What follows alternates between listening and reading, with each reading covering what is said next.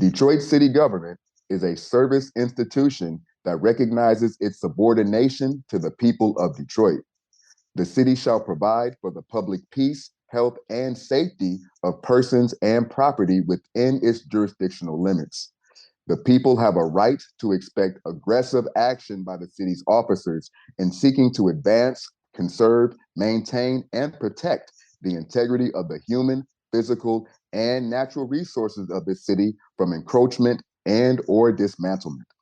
The people have a right to expect city government to provide for its residents decent housing, job opportunities, reliable, convenient, and comfortable transportation, recreational facilities and activities, cultural enrichment, including libraries, art, and historical museums, clean air and waterways, safe drinking water, and a sanitary, environmentally sound city. Keep it locked. The Black Detroit Democracy Podcast starts right after these messages. Have you ever dreamed of being on the airwaves? Well, the Authentically Detroit Podcast Network is here to make those dreams come true.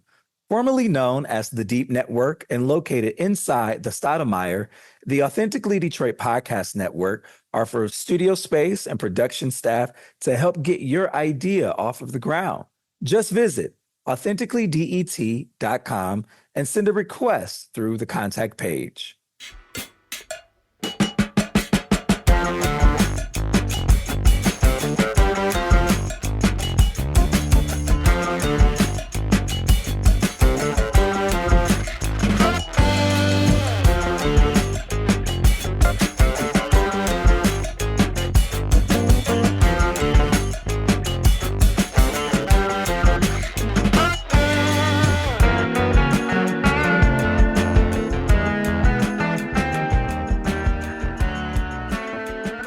Everyone, and welcome back to the Black Detroit Democracy Podcast. I'm Donna Gibbons-Davidson, President and CEO of the Eastside Community Network.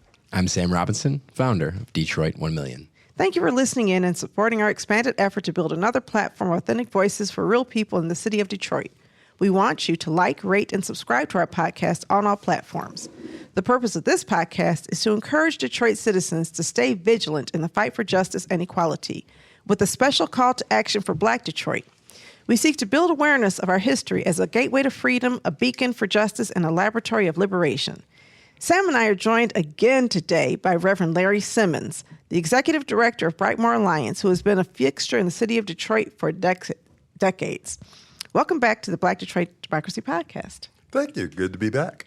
Yes. It's good to see you, Larry. How are you doing today? I am, as well as you can be in the midst of a coup, doing pretty good. And how about you, Sam? Oh, it's amazing. Always good to be here, Donna. We went down 20 degrees this morning, yesterday night, but we seem to be back up, man. It's like nice. I'm wearing a Carhartt jacket that I could just take off right now because it's still pretty warm out there. Pingree Park, I passed by. Golightly Elementary School, I passed by, and kids are outside. Shouldn't they be at school? Well, one of them is a school, but they're outside playing, and they got their field days going on nowadays. It's getting to be about the summer, so it's a good mood for me. Yeah, it's always a good mood for me. But Larry and I were in a meeting the other day. We're not going to say where. We're not going to say where. But we were in a meeting the other day, and Larry, you had such a graphic description of what that meeting was like. Can you just share? It was like being on the Titanic having a debate over the color of the chairs. Oh. Yeah.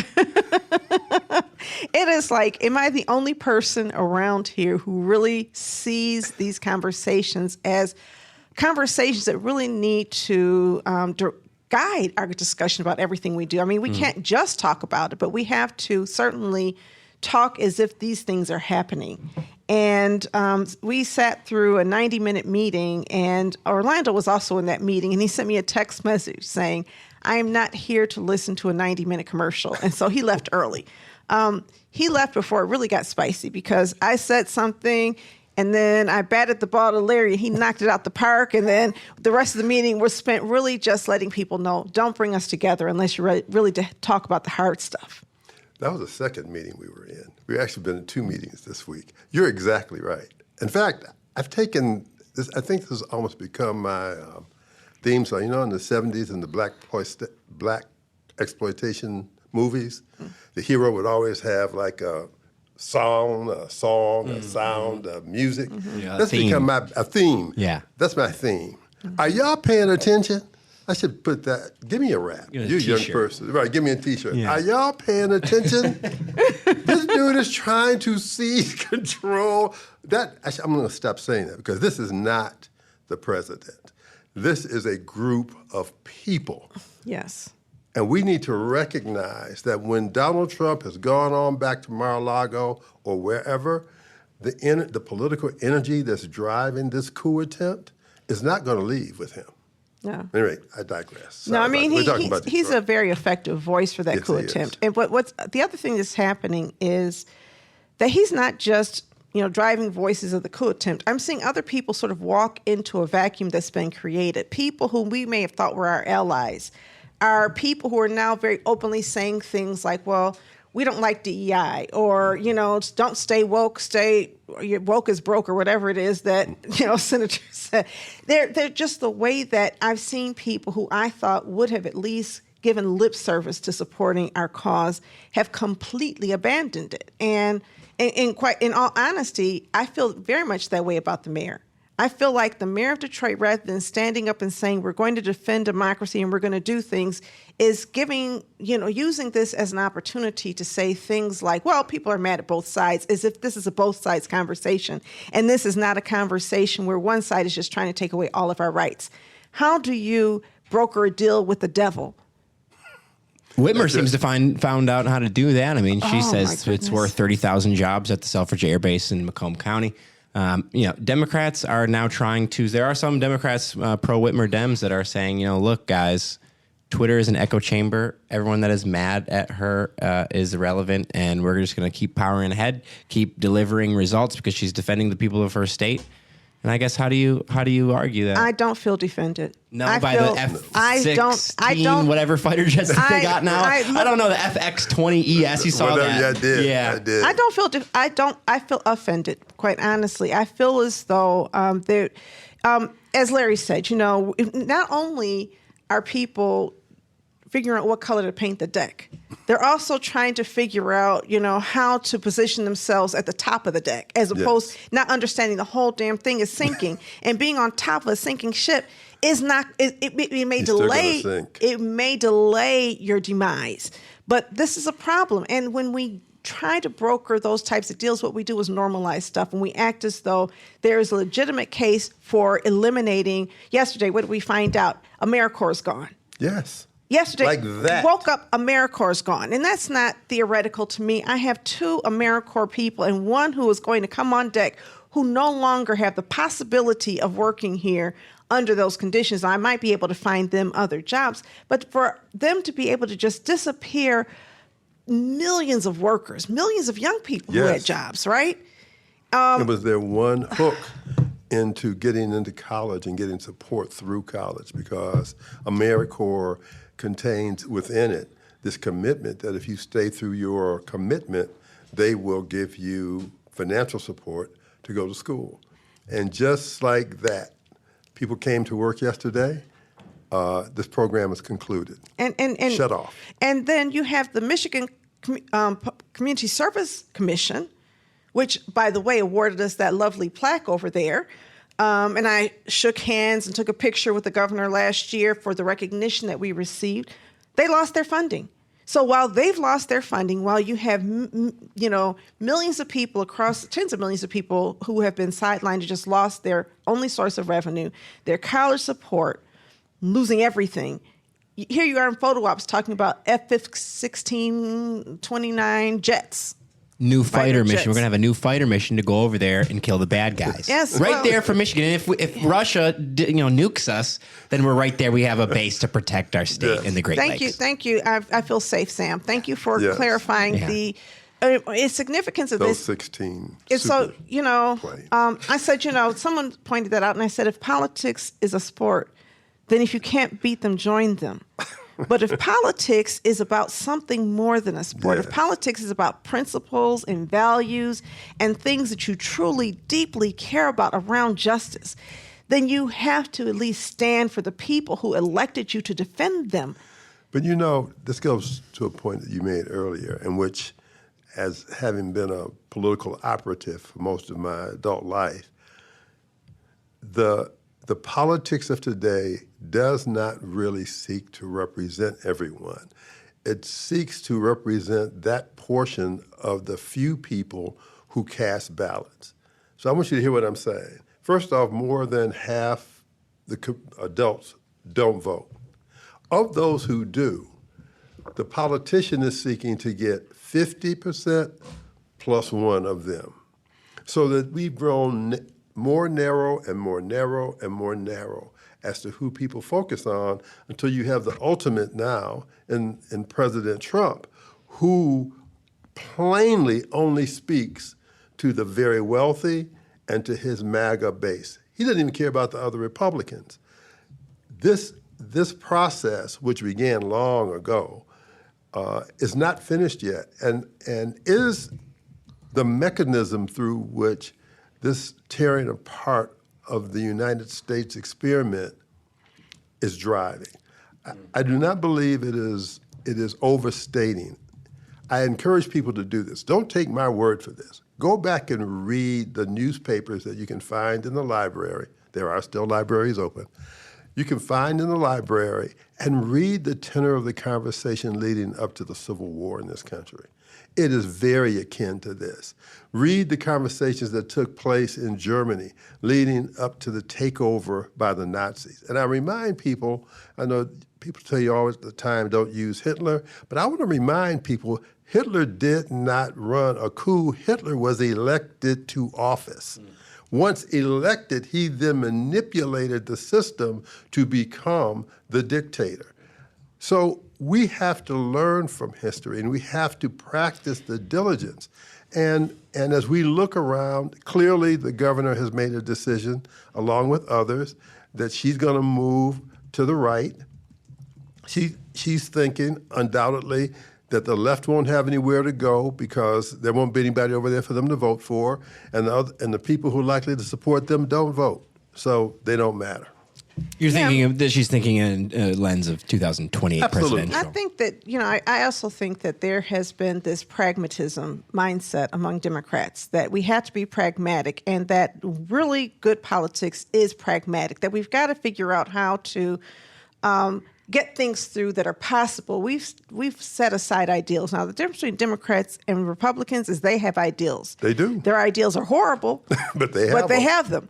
Democrats' ideals are, we're just not going to be bad as Republicans. We're going to be softer and gentler, kinder and gentler Republicans. In fact, wasn't that what George W. Bush was running on, kinder and gentler?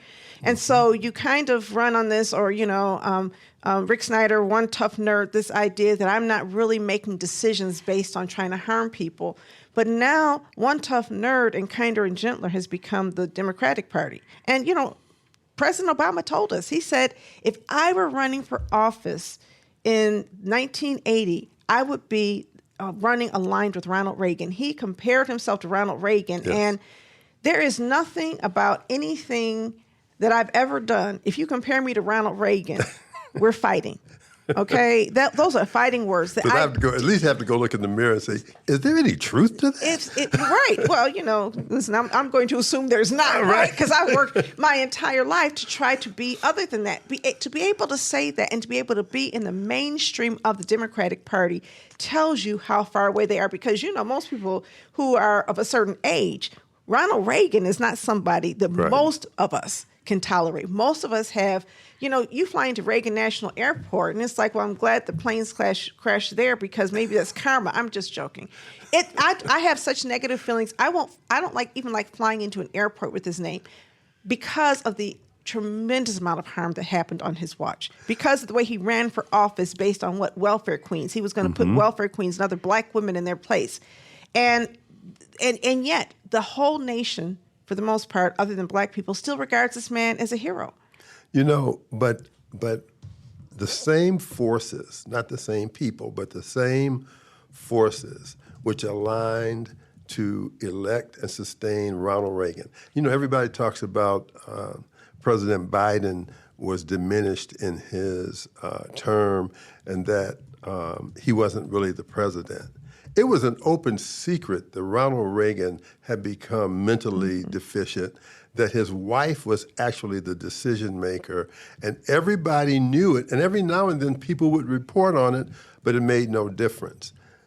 Because what's driving what we're experiencing, which is what is driving the catastrophe that the people in Detroit confront, is that the way we produce and share our products in America has radically changed. It is not the same. And Donald Trump is lying, not making a mistake. He is lying when he says industrial production is going to return again to America. We talked last time about your Diego Rivera mural on the wall here in the studio. Nobody produces anything like that anymore. It's a beautiful capture of a moment in history which is long past. Just like you can hardly find a blacksmith today, you cannot find that kind of methodology to produce things. And so we who are the children, grandchildren, and great-grandchildren of the workers who are depicted in that mural, we find ourselves without the very thing that caused our parents, great-grandparents, granduncles to move to Detroit, the opportunity to work in that big industrial complex. So Detroit now is occupied by this whole group of folk who either don't have a place to work or who are working in an area that most of us cannot find a spot. The fundamentals here are what's challenging us. And in many ways, the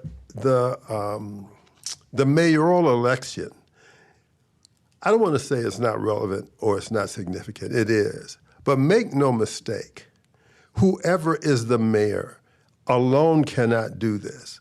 That's why the mayor, who is the next mayor that's really representing this city, has to lead in forming a national coalition of people who are committed to shifting the fundamental ways in which we produce and distribute the enormous amount of wealth in this country. 30 trillion with a T dollars a year, every single year growing at the rate of 3%, which I think is somewhere around $900 billion. My math might be off a little bit, but it ain't off much. That is gargantuan money. Why am I driving past men and women standing at the corner of the freeway? Why am I having to stand in schoolhouses where there are mushrooms growing out of the side of the wall? Why are we arguing about $2 million or $10 million or $10 billion, for that matter, allocation for education in a country? I said billion. It takes 1,000 billion to make 1 trillion. 1,000 billion. And we're arguing over 3 or 4 billion to educate the children we claim are our most precious resource. We who are leaders have got to lead in shifting this discussion to look at the source of the problem. And pretending that some individual who, I'm not going to do that, but some individual who clearly does not, did you hear the president's speech yesterday, any of it? Did you watch it? For my own mental health, I don't listen to anything he says. He was virtually incoherent. Yeah. He was virtually incoherent. He started talking something about chairs. I mean, the guy, were it anyone else, they would be, you know what Article 25 is? Mm-hmm. That's the article that allows you to declare that the president is not fit for office and can be replaced. He would be Article 25.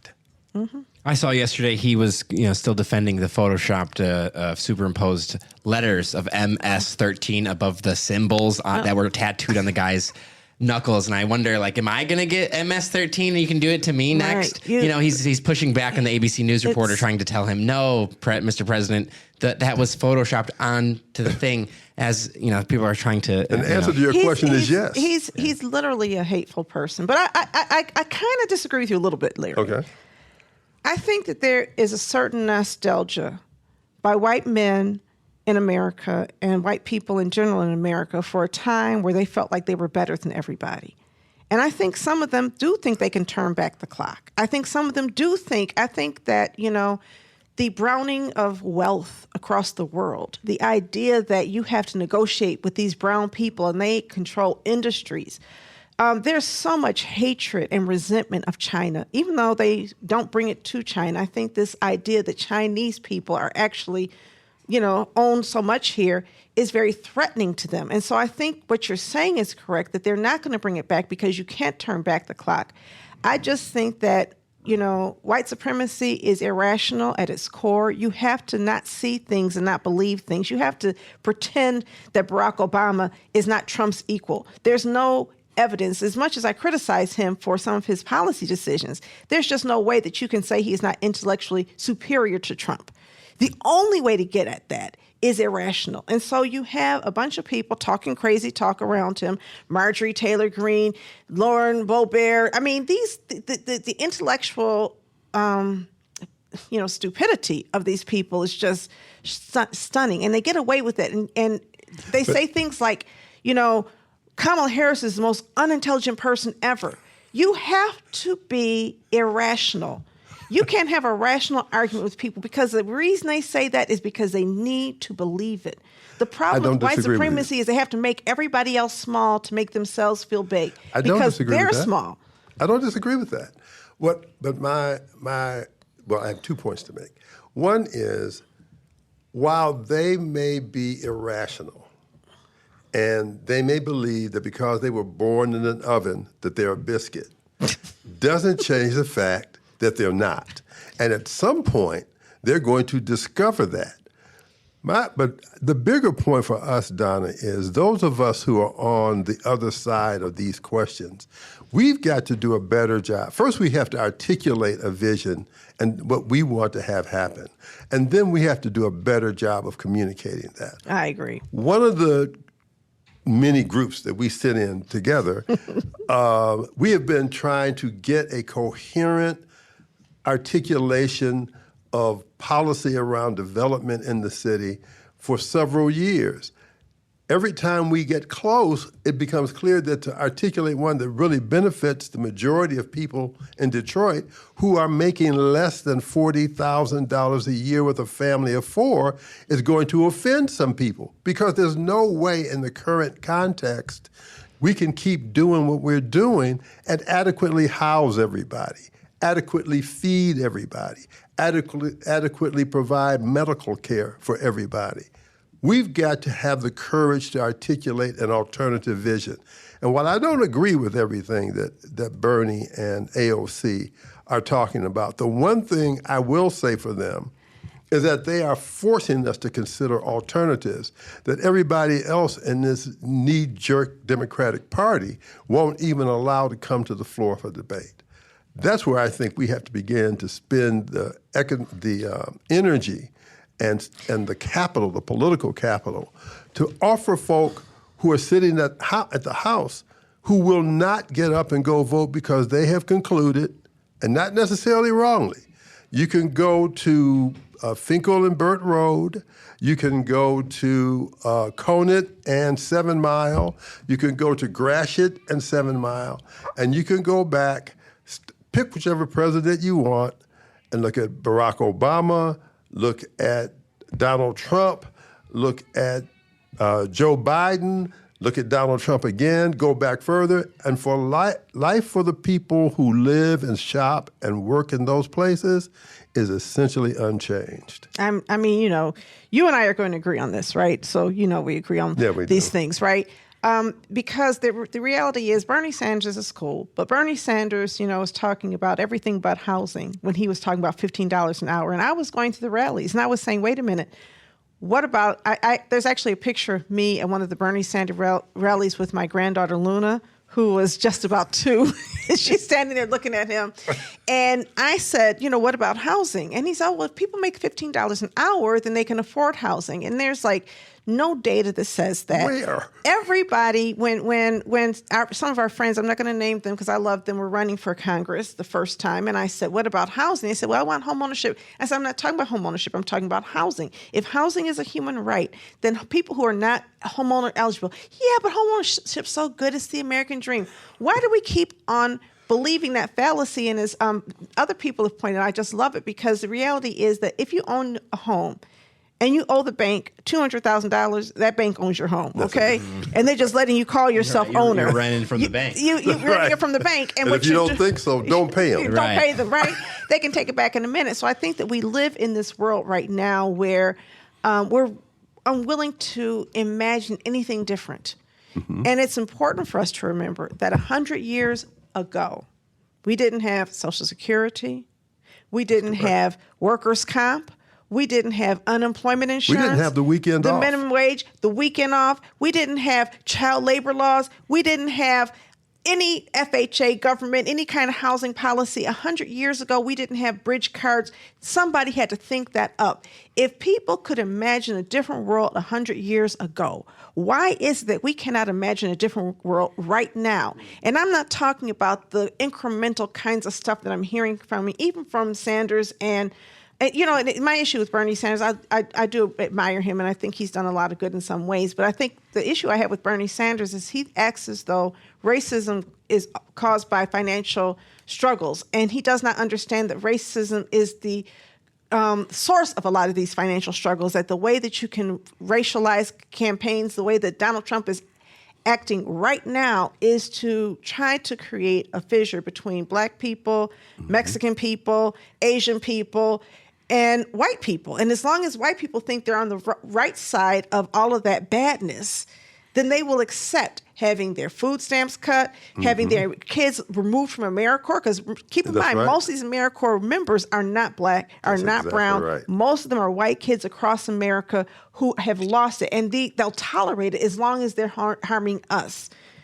And so I think... But I think that he started a conversation. Alexandria Ocasio-Cortez started, but it's up to us to take that conversation somewhere else. Yes. It's up to us to imagine a beloved community. It's up to us to pick up that conversation and say, let's not even look at what's on the table. We're doing housing right now, and we are acquiring and rehabbing housing. And the question is, are you going to rent them or are you going to sell them? I don't want to do either. So now what?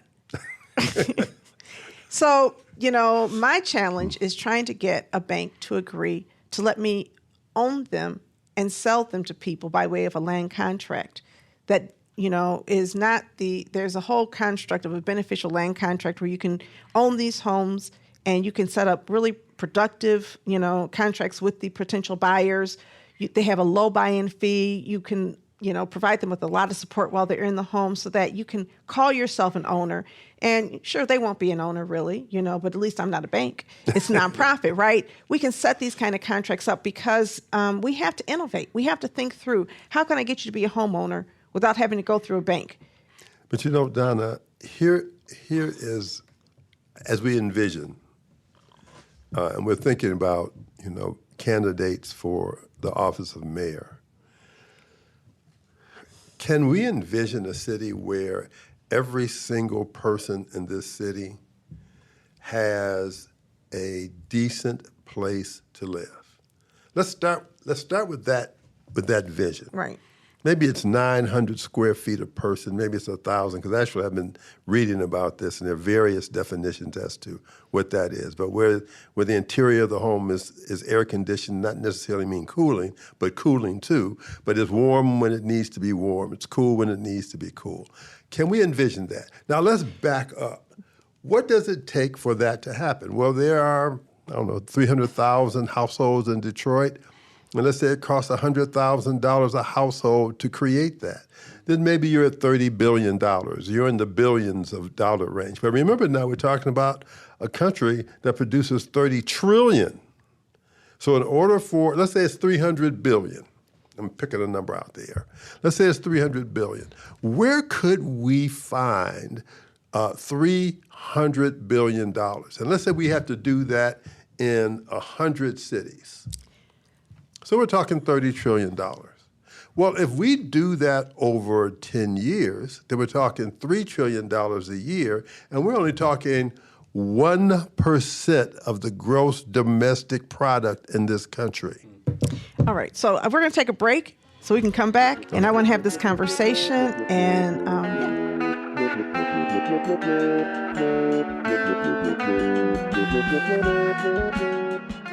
Detroit 1 Million is a journalism project started by Sam Robinson that centers a generation of Michiganders growing up in a state without a city with 1 million people.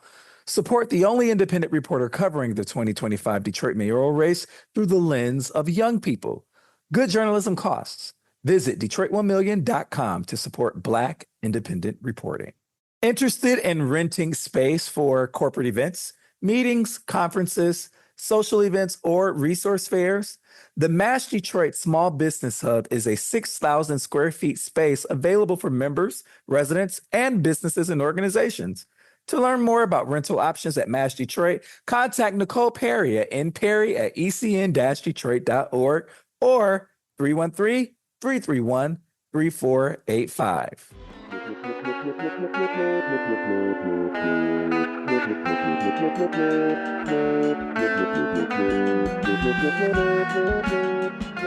And we're back.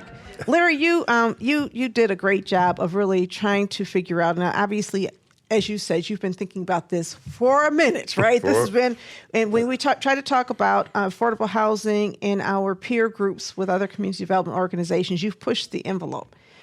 I want to hear about that, but I also have a question to ask you. Okay. Around the world, everybody does not have 900 square feet per family. No. Our ancestors did not necessarily have 900 square feet per family. There's ways for people to live inside this world where they don't have an abundance of space, but they live well. Mm-hmm. And I think part of our imagination has to also be, how do we challenge the individualism and move more towards a collective ideal of how people live in our communities? Well, see, once you have the discussion, so maybe 900 isn't the number. Maybe the number is 500. Maybe the number is 400. Maybe the number is 200. Maybe the number is 100 square feet. But there is a number, because there is also too little space. So somewhere between my 900 and whatever too little is, let's say it's 50, somewhere between my 900 and 50, there is a range of sweet spot. But Larry, there's a loneliness epidemic. We put senior citizens in nursing homes. But this doesn't have to be standalone. But what I'm saying is there's a loneliness epidemic. Yes, there is. We put senior citizens in nursing homes. Our culture says that if a child turns 18, it's time to get out. Get out. Or if you stay in your house, you're a failure. We make fun of people who stay in their parents' homes. Other cultures don't do that. You have extended family members sharing a home. And you know what they do? They add on to the house. Exactly. We did it. Actually, you can see that process in Detroit if you go to some of the older neighborhoods. You add on to the house by either going out, going up, and sometimes redeveloping the basement. But the idea that you have to get out and take care of yourself, part of it is that we have such an individualistic culture that everybody has to get their own.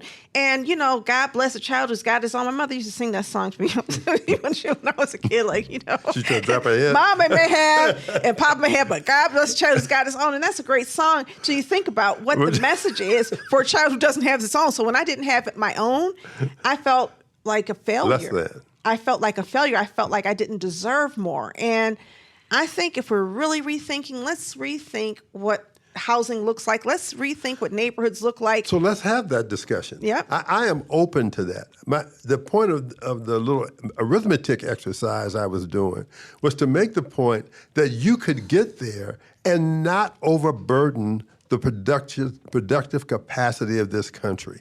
You could do this well within. And let me say this. This doesn't even make rich people poor. They would still be rich. Mm-hmm. But we have to first have the courage to see a new thing. It can be a communal circumstance. But the point of the matter is, let's start with what we want and then work back to where we are. Because where we are now is we're starting with where we are, And then we're saying, oops, we can't get to where we want because that's in the way. You know, or this other thing I is in the way. talked to the current mayor about home repair. You were there. Remember that conversation we had? I do. Last time he ever spoke to me, we were in his office, gathered in his office because he was trying to pass the blight bond. And so we had pushback. And I said, if you're going to raise $250 million, why not spend it repairing the homes of people who are living in poor homes? And he said, well, it would take $1 billion to do that. I said, well, and all of a sudden, we don't have a problem spending $1 billion tearing down homes. We just have a problem spending $1 billion investing in homes. And he said, that is not the role of government to create housing, affordable housing. He said right in our faces, that is not the role of government. And so I said, well, is it the role of government to build stadiums?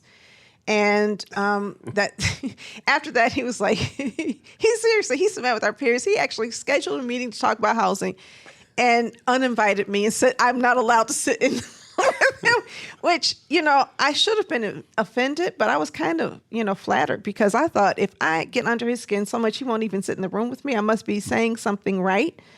But, I think if we're really talking about this, I agree with you. I think we have to look at our priorities. I think let's look at how we spend our money, because I think that's what you're talking about, how we prioritize our spending. Let's look at how we live. Let's look at how we live, how we buy things. I'll give an example of something. Food desert, right? What's a food desert? Well, since it's a desert, deserts don't have things. I can figure that. When you don't have a grocery store within, a 2 square mile, radius. A full service grocery store, right? Yeah. Now, I didn't grow up like this. I grew up where you had little small grocery stores, though, and they weren't considered full. We didn't have a Kroger where I grew up. You just walked up to the grocery store. Full service has to include a deli, maybe? Yeah. Because, is Rivertown Market in Lafayette Park full service grocery store? The reality is it's not. Not according to the data. But if you want to get certain things, if you go to Lafayette Market, you're going to get catfish there. Yeah. And even during the pandemic, you can get toilet paper from Lafayette Market. But the idea is a full service grocery store. And, so if you have my mother grew up in an era where there was a fish market, you bought fish one place, you went to a vegetable store, you went to another place. Those constructs still look like a food desert according to the research. The concept of a food desert is really tethered to the capitalistic concept of a full service grocery store, the Kroger model. Do we need Kroger in every neighborhood, or is Kroger which ships food in from around the world, or do we need to figure out a way to have food sovereignty so that we can have a people's food co-op all throughout the city of Detroit? But how would you do that? See, let me first say, this is the debate I want to have. This is the discussion I want to have.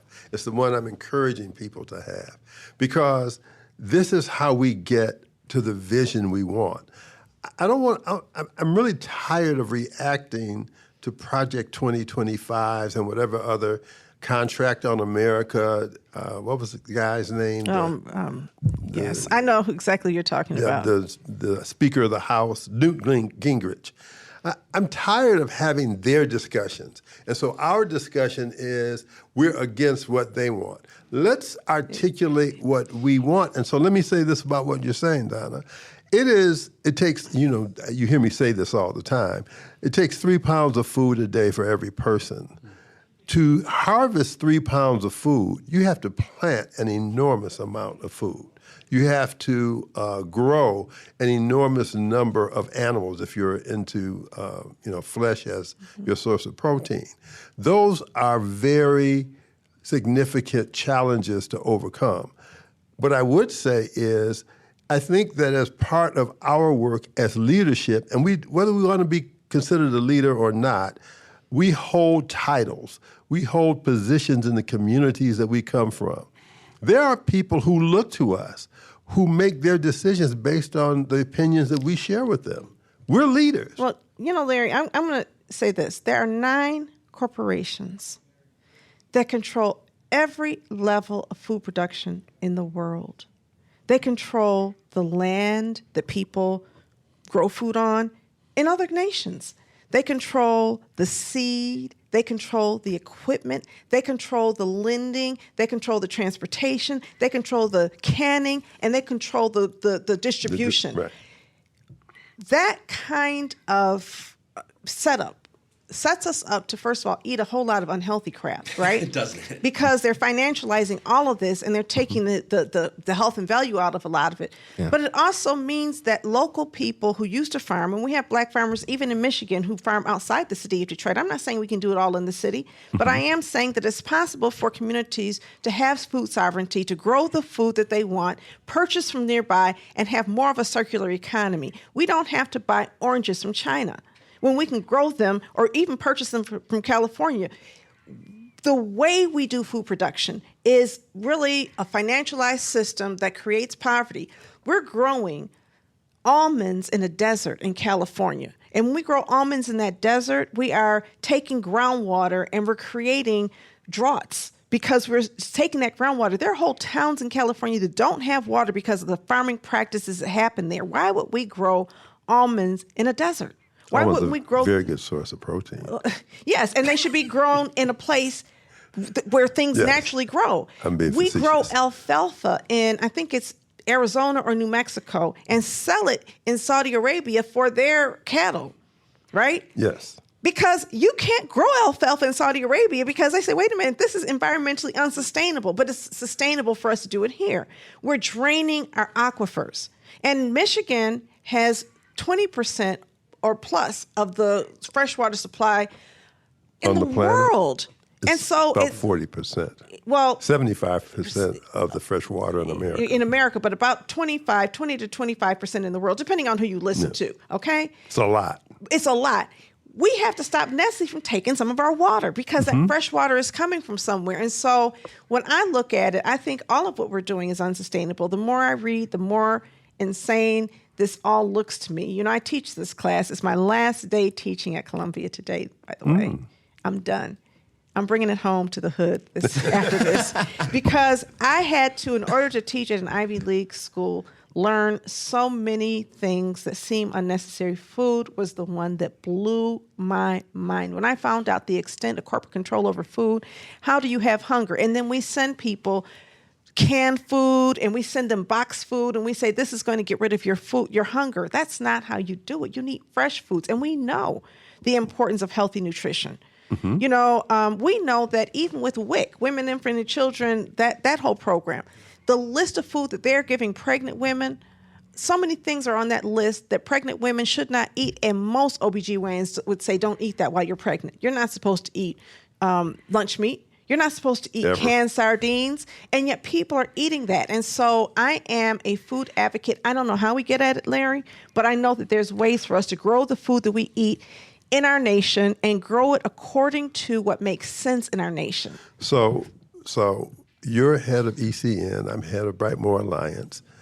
Why don't we just get some folks from ECN and some folks from Brightmoor together and start a visioning process about what we want? See, you mentioned this earlier.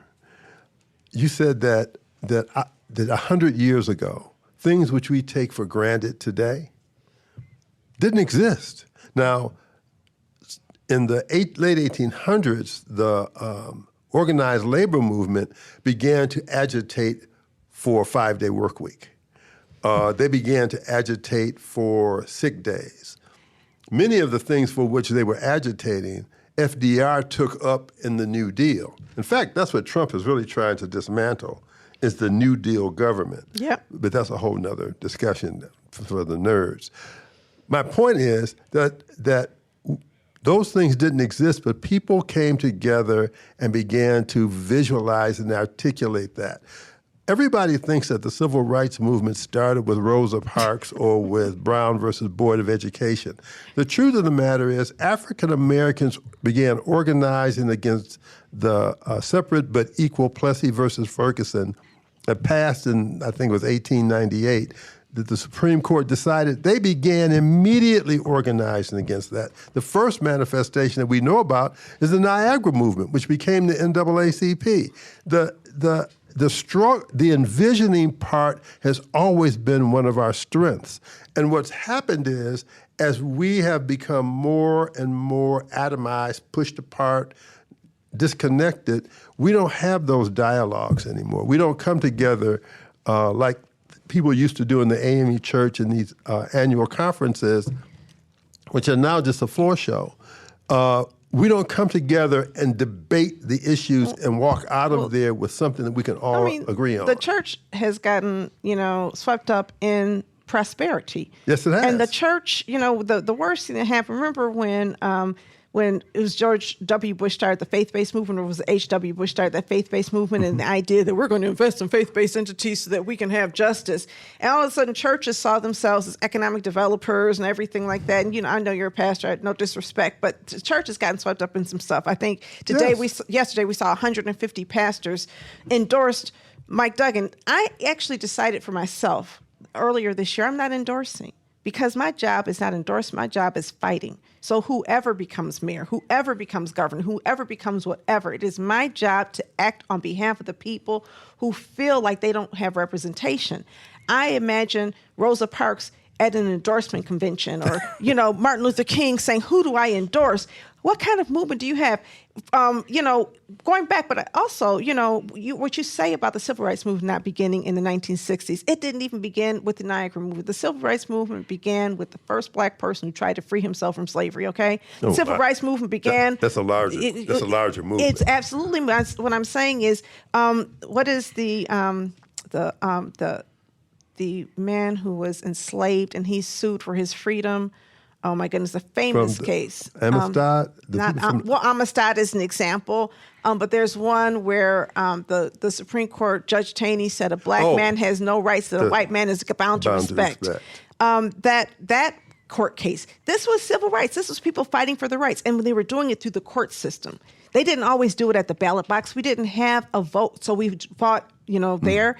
We actually did it through organized rebellions that people don't even know anything about. And so when we understand the history and power and rebellion does not, do you have the name? It was Dred Scott. Dred Scott. Oh my, thank you. It's like on the tip of my tongue. Dred Scott, that decision, Dred Scott was a civil rights leader. He was fighting for his rights as a human being. He was fighting for his rights for citizenship. It's innate. People will always fight against oppression.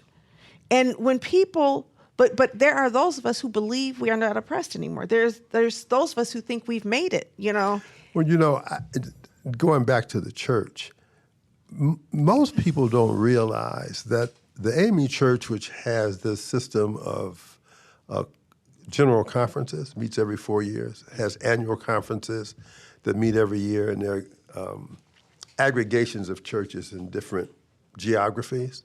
But it was in the general conference that the anti-slavery movement organized, because the AME Church had churches everywhere. Denmark Vesey was when Dylan Roof attacked the church in Mother Bethel, Mother Emanuel. When he attacked that church, it was because it's the church that was formed by one of the anti-slavery rebellion leaders. The history of the church up until about the middle of the late part of the 20th century was at the forefront because the church leader was dependent upon the parishioners, and the church leader had to articulate their vision. Now, that's not true of every pastor, but as an entity, the church was at the forefront of the struggle for freedom and liberty. What's happened now is, and you make this point before, and you correctly make it again, that too many people in the church are only focused on getting paid. And as a result of that, there is an unwillingness to risk access to power in exchange for a vision, in exchange for a aspiration, in exchange for a advocacy. Well, I'd rather just have influence. And I'd like to be able to call, I almost said something. I want to be able to call fill in the blank. And so I'm not going to say anything that might offend them. And so who then is the voice? And you see the fact that the population, the people, recognize that those folks who hold the quote-unquote leader title don't represent them because they don't do what they ask. You know, everybody goes to the church nowadays because they want to get these endorsements. Like the pastor endorsing them is going to get them the vote of the parishioners. And over and over and over, the parishioners say, I want to come and hear you preach. Yeah. I'll make up my own mind about who I'm going to vote for. Not to mention that when local elections, it really gets funny because half the people that have these churches don't even live in Detroit. That's true. It's like, why are you going there? You know, they won't come here in the same way they will go to a church. We have more people coming to ECN than many churches have coming to them who are from this community, I'm saying. So I think that we have got to get over this notion that pastors are, that churches are sources of liberation unless they are intentionally about liberation. And there are some churches that are intentionally about liberation. Those churches should be treated differently. Those churches actually have sway over the thinking of the people who belong to those churches because they're talking about, they're sharing those ideals. But, you know, we're not seeing it as much here. And I think it's a concern of mine. But if you go back to the 3 pounds a day thing, every human being gets up in the morning to solve that problem. Whether you're Elon Musk or whether you're Eduardo or whether you're Imogene over on Finkel and Burt, you are getting up every day having to solve this problem. And what we tend to forget because a lot of things get in the way or in between, is that depending on where you sit on the income ladder, getting that 3 pounds takes up progressively more space of your life the further down the ladder you go. It's inversely proportional to your income. You have to spend enormous amounts of time to get food when you are poor. When you're trying to feed a family of 4 on less than $40,000 a year, as do half the families in the city of Detroit. Who speaks for them? Yeah, well, you're right. We do. Exactly. And that's why we have the Black Detroit Democracy podcast. But I also want to say this. Growing up, my grandmother, we all come from people who, with humble beginnings, who had to figure out how to do this a long time ago and had big jobs and had even larger families in a lot of instances, and sometimes fed the kid across the street because they had skill sets that a lot of people today don't have. There's a lot of people who don't know how to cook, don't know what to do with a fresh vegetable. Those skills have been lost. There's a lot of people who don't know how to grow their own stuff. Now, we didn't grow everything, but we grew our tomatoes, strawberries, cucumbers, greens. There were things that we grew and we took care of ourselves with. We've lost that. And so one of the things I think we have to do is also help people become more self-sufficient. I always forget names, and so this is embarrassing. This is the second time I'm going to do this today. The man who talked about peanuts, the peanut guy. Not Du Bois, but George Washington Carver. George Washington Carver taught nutrition. Mm-hmm, and he did. taught the peanut as the perfect food to help people who were poor. Because he saw malnutrition on people, even who farmed, because they did not understand how to maintain nutritional balance. I think that we have 2 things that we are responsible for. One of them is policy.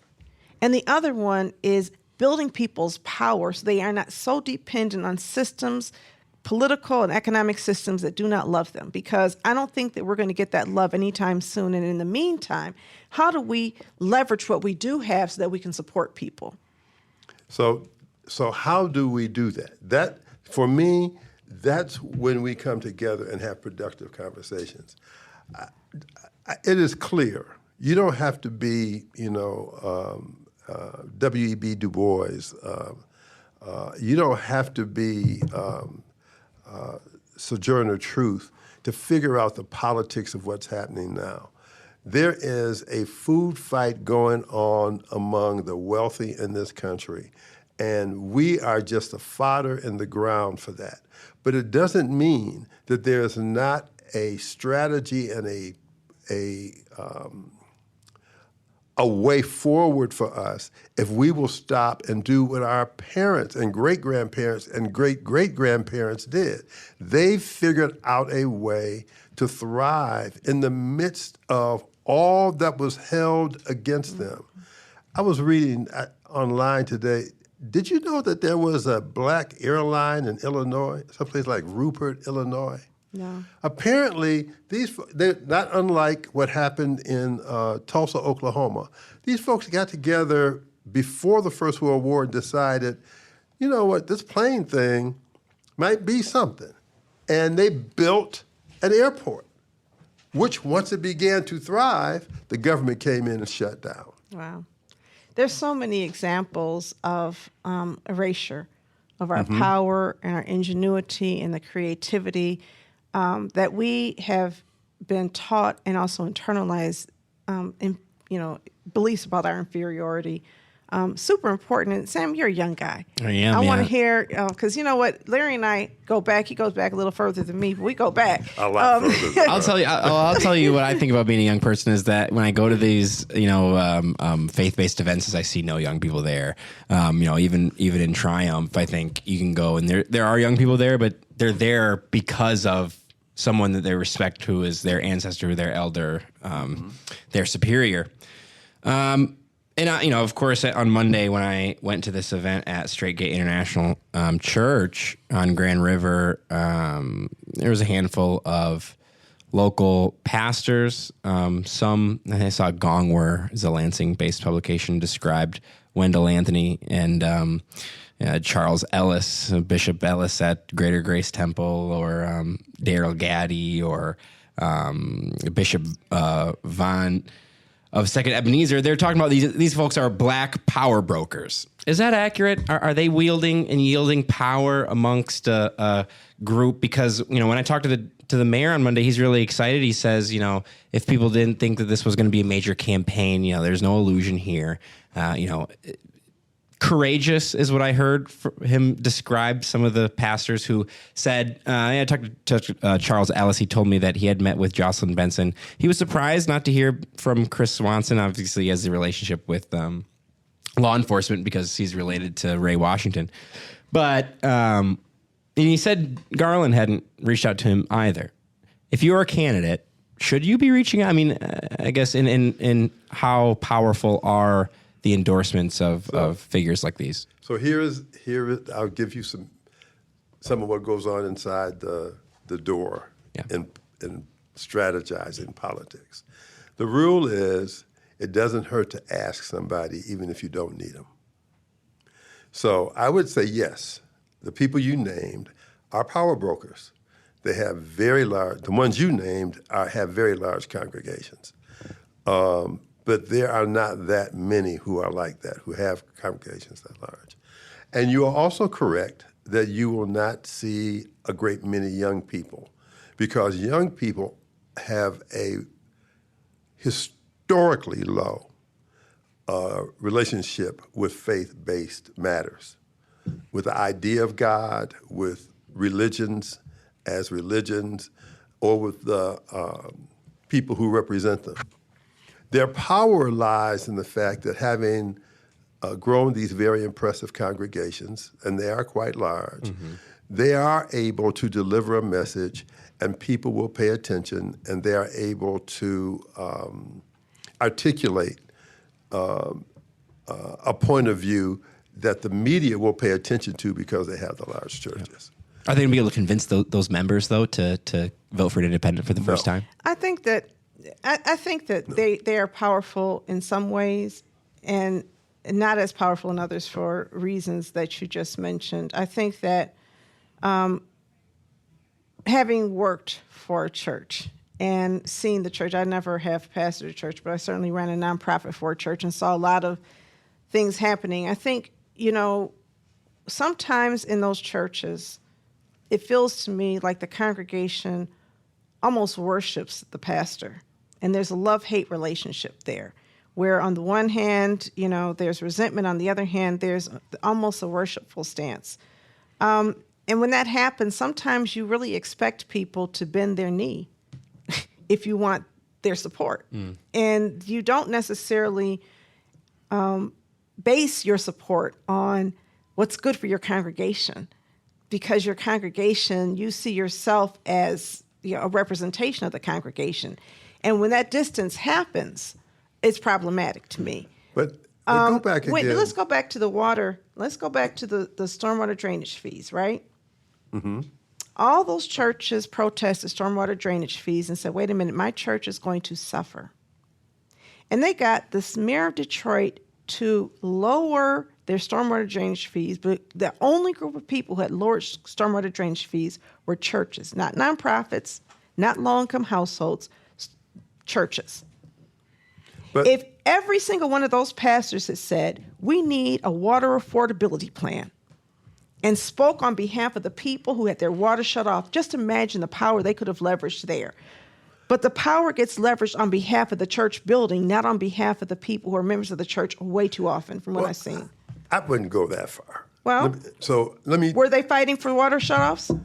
No, some of them were, but not the ones you're talking about weren't fighting out loud about that. But I would say it this way, and I'm going to go back. How do you fight? I'm sorry, how do you fight for people not having water and not have it be out loud? Because you do it behind closed doors. And so what was the result of that? Because Monica Lewis Patrick was out loud fighting and demanding policy change, and she was by herself working with a few other people. They weren't with her. And so I hear what you're happening behind closed doors, but I think one of the reasons young people don't trust the church is because the church was not at those front lines when they were dealing with literally, I don't have water. I agree with you. I don't disagree with that. But I think to not recognize that the church, two things can be true at the same time. The church can decide to do what I call, in the Bronfenbrenner model, they can decide to do micro sector things that are near people, but avoid those macro level things that are policy level that you're talking about. So I can help my parishioner whose water has been cut off by picking up the phone and getting a call back from the mayor or somebody on their staff. I can get the 10 other people's water cut back on. Now, I don't have the power to get the policy for water rates changed, but I have the power to get help for Ms. Jones. But I have the power to get my stormwater drainage fee lowered. So there was a public use of power. Here's what the people in the church would say to you. I'm paying that bill. I understand that that's what people in the church would say to you. And if the people of the church were only paying that bill and we're not paying for the luxurious lifestyle that some of these pastors also live, that's one thing. I'm not trying to be cynical. What I'm trying to say is from the ground level, one of the reasons that churches have lost influence over people is that people see some of the most powerful pastors as self-serving.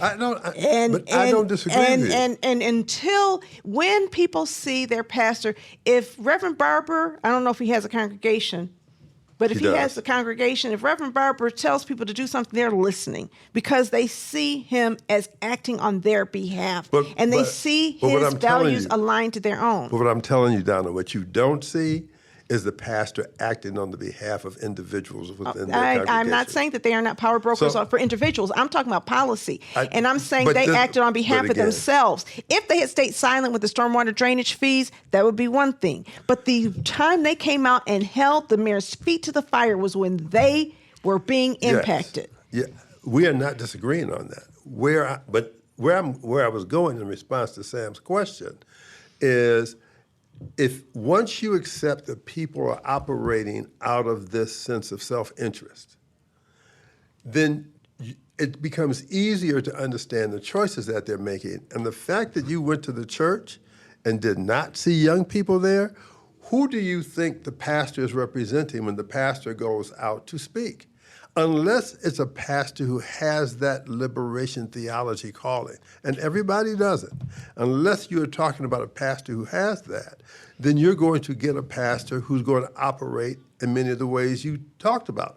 Because many of these pastors owe Mike Duggan for those favors that they got from Ms. Jones when she was about to have her water cut off. Wendell Anthony told me 2 years ago, Duggan came to him and asked for his support. That was back when he was a Democrat. He said, it doesn't matter. I'm not voting for a party. I'm voting for the person.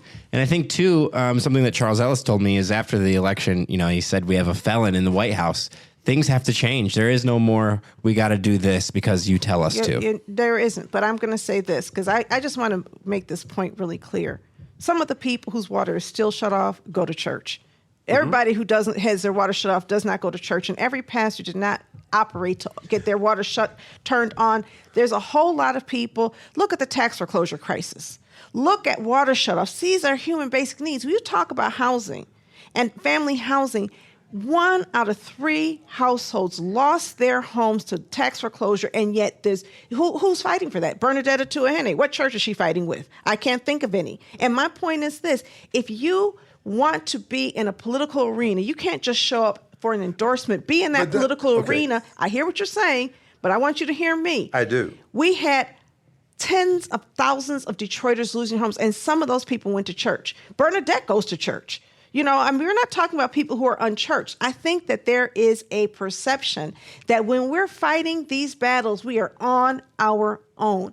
And if we want the church to be more powerful, then the church can't just fight for us behind closed doors. The church has to fight with us when we're in the streets doing the work. But see, the church is not saying it wants to be more powerful. But I'm not saying they do. But I'm saying that when they give these endorsements. Let me finish. So let's say that there are only 10 people who pay attention to the pastor's endorsement. That's 10 people that you otherwise wouldn't have had. The person who is running for office says, it doesn't cost me anything to get Pastor X's endorsement, and I get 10 people that Pastor X has influence over. This is an isness thing. I'm not advocating this as a way of life. I'm simply describing to you the reality of the political context in which we live. Yeah. And so it is possible. How can I say this in the most general way? It is possible to pick any sector and identify people who are making business decisions and not value decisions. Yes, but when it's a church sector and the church is rooted in values and the church is supposed to be the source. It's supposed to be rooted in values, and that is the reason I know so many young people who believe in God, who believe even in the gospel of Jesus Christ, but who do not believe in church because they do not trust. I'm talking about a lot of young people. I mean, I know more that just don't believe in God and think church is uncool, honestly. Really? Yeah. Okay. More of them are just cynical. When you say they don't believe in God, they don't have any spirituality? No, yeah. I mean, a lot of people are just out here. Like a lot of black young people too, which is surprising because, they're raised in a church. I was raised in a church. Do you believe in God? Sometimes I do. Yeah. Sometimes I don't. Being raised in the church, what turned you off? Nothing really turned me off of it. It's just not and I was raised in a church. I worked for a church when I was in college. I grew up in the Stanford Methodist Church. I went to the Western Michigan University, had a Methodist church there on campus. So I've been a part of it my whole life. My grandmother is a deeply religious person. So you haven't heard of people talking about church hypocrisy? I would describe myself as agnostic. Some days I'm like, nah, there's no other way we could be here. And some days I'm kind of like, it's not possible at all. And that's kind of the thing. We kind of sideline it as an important thing in our lives because it hasn't been. Our path to civic engagement hasn't been through the church, right? It's been through watching Trayvon Martin get killed on TV, and that's the interesting thing now that we're getting older and some of my friends are going back and reassessing their beliefs. I do it almost every day and saying, maybe I do want to get a little bit closer to when I grew up, but I don't see it as people are. I do see also homophobia is probably when you talk about the archaic beliefs and the values. I think that's just a through line. I think most people that are to the left of center that are my age and peer group, they find that there are bygone era beliefs that within the church settings that they are in. Definitely that, but I've also heard a lot of church hypocrisy. I've heard a lot of hypocrisy, even pushback against Kenlock. The mindset is he's greedy. These mindsets, there's not a lot of trust in pastors. Yeah. Well, I've talked to a few of his members that are very trustful, but I do talk to I'm not talking about his members. I'm talking about people who are not I was going to say, people church. That are members have told me, they are uncomfortable with their pastor, who they deeply admire and love. Being the mayor of Detroit, more than just a few. But let me have Bible study here a second. Jesus. Maybe I should go there. Maybe I should just go right with you. Jesus accused the church of hypocrisy. Exactly. The hypocrisy is not like it just happened under George Bush. Hypocrisy has been an aspect of faith since at least the Bible being written. I mean, when Martin Luther King wrote the letter to the Birmingham jail, who was he writing it to? Exactly. He was writing it to. Yes. He was writing it to pastors, and I'm not disagreeing with you. I think that many people believe pastors are Martin Luther King, or they should be. And there's always been more of an exception than a norm. Many pastors believe themselves to be. Oh, because they can sound like him, right? If I can sound like him, I can be like him. Lorenzo Sewell. Be nice. Even if I'm preaching, no, don't be nice. Be real. But no, I think that all I'm saying is that what we really need from the church, and you talk about painting, what color are we going to paint the walls in the Titanic? Mm-hmm. You get that in church too. I think a lot of times what people are seeing is that there's a lack of urgency and a lack of representation for the least among us. And I am saying that until we see those things, you're going to see a disconnect between. But see, just as you say that, I'll show you Pastor Samil Thomas from just blocked the name of his church on Stout and Schoolcraft. Pastor Samil has a food program every day. He, like you are doing, he has purchased homes. I can show you our brother over on Graham Boulevard in Lafayette, Messiah. There are many examples of churches who are led by people who have a heart for the liberation of their people. Can I just say that I went through this program years ago, and they were differentiated between little steeple and big steeple churches, and said a lot of that work is being done at the little steeple churches. That's true. But see, and again, and those little steeple churches, a lot of them are this. more rooted inside the neighborhoods and have more neighborhood congregations, don't they? Yes, that is because, yes, short answer is yes. But here's what I would say to you. Once you grow your church to a certain size, you evoke a set of economic dynamics that demand to be taken care of. So if I've got a 75,000 square foot church, I don't know what square foot costs to heat in a building that large, because my church was small, but it's a lot. If it's only $1 a square foot, if it's 50 cents a square foot, it's $37,000 a month. So when you talk about the little steeple churches, then you're talking about a church like Baber, the one I pastored. Our heating bill was a lot when it was $500 a month. Right. And I understand the economics. I understand the economics. So I could stand up and beat my chest and still pay the gas bill. I understand the economics, and I believe that there are churches who manage both. And I really am calling on churches to do a better job, because it's very personal to me. I'm calling on churches to do a better job. I'm calling on churches to remember that when you take care of your people will take care of you more often. When people trust that you are there to fight for them, they will fight for you more often. I just believe that. And it's just, whether it's a nonprofit, and my nonprofit, the reason I know people will fight for me is because they see me fighting for them. And I think it's the same thing with the church. And I think that what we want to see is... Do you know of any nonprofits maybe where people are living high off the hog? Absolutely, we do. Oh, okay. Absolutely do. And you know what? We absolutely know that. And that could be our next conversation, Larry. I'm not trying to... I know some nonprofit newsrooms that are doing that. Wait.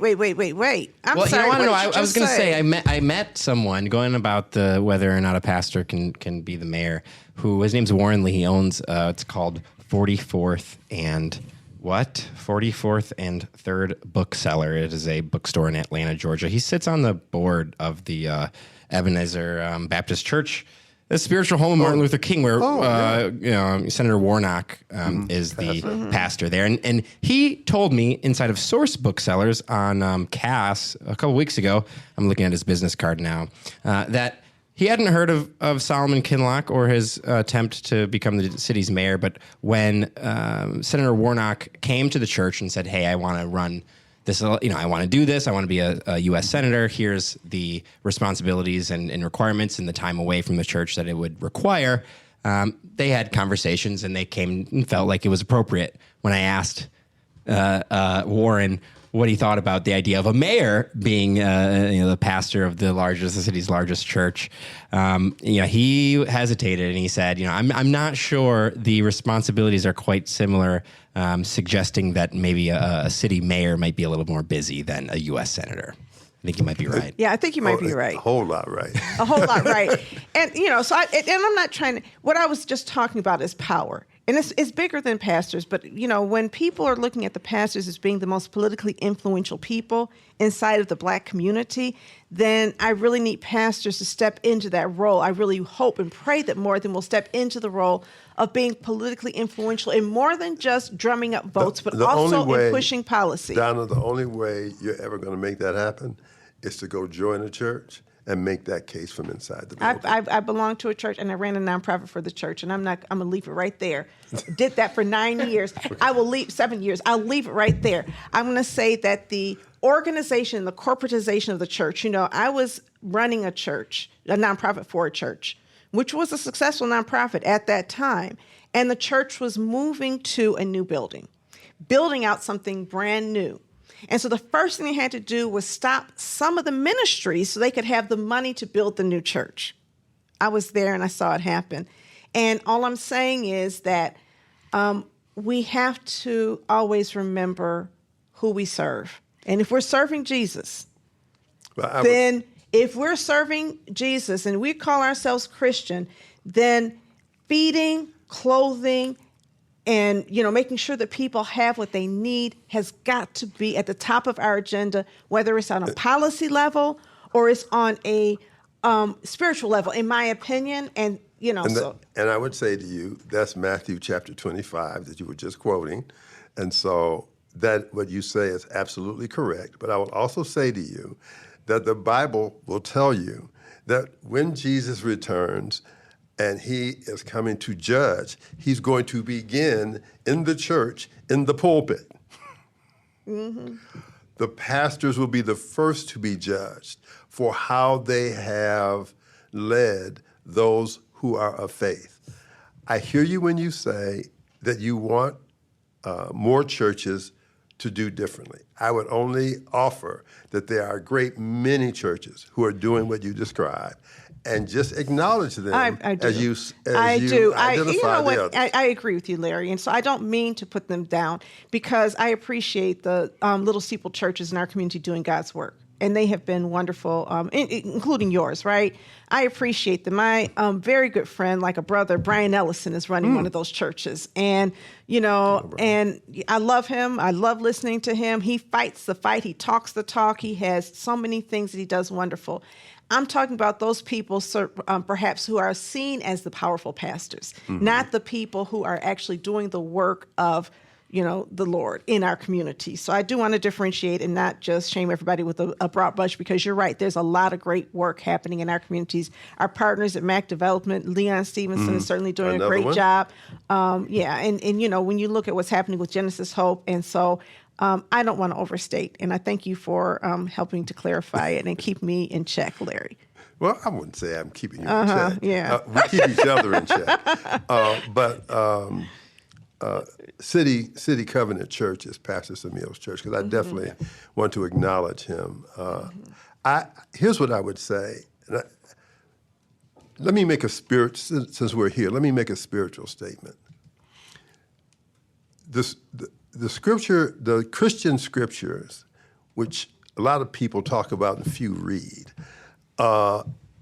speaks to people who have sheep's clothing, but are inwardly wolves.